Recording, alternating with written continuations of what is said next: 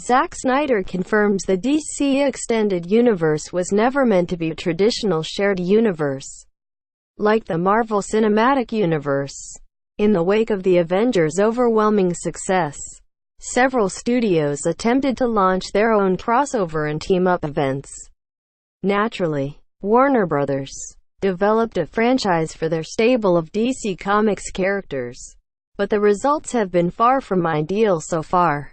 2017's Wonder Woman is currently the only commercial and critical hit in the series, with the other entries all proving to be divisive.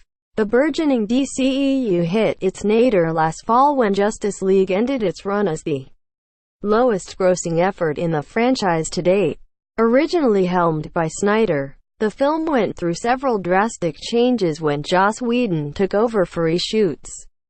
In the aftermath, there's been much discussion about an alleged Snyder cut of Justice League, and what Snyder's original 5-movie plan for the franchise was.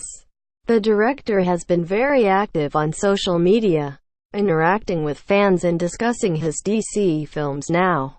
He's confirmed a major fan theory about the franchise as a whole. Related, Justice League. Would the Snyder cut actually be better? John Aaron Garza posted his belief that Snyder essentially intended to make a Dark Knight trilogy, in the sense that his series of movies acted more as a self-contained story than anything else. Garza asked Snyder through Vero if his speculation was on base. Snyder responded with a simple, yes.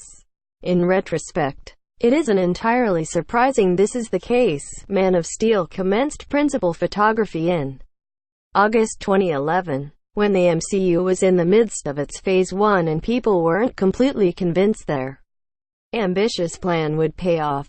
To be fair, Snyder did include Easter eggs to hint at a larger world.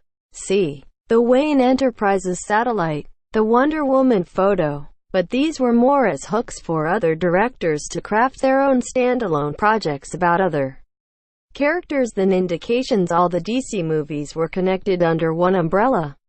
Once the Avengers earned widespread praise and $1.5 billion in 2012, WB attempted to reverse engineer a Marvel-style universe.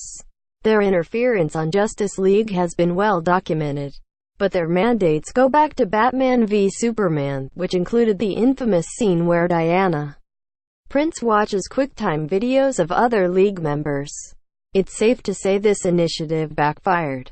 Knowing this makes it all the more logical for WB's new leadership to pump the brakes and concentrate more on crafting quality, self-contained movies that have the potential to cross over depending on the results. Hopefully, this new strategy pays off and helps the DCEU rebound after a rough stretch. As for Snyder, his deconstructive approach to DC's icons definitely wasn't for everyone, but he appealed to a sizable segment of moviegoers who appreciated what he had to say. WB may have been better served allowing Snyder to realize his full vision instead of forcing something that didn't fit. They seem to have learned their lesson.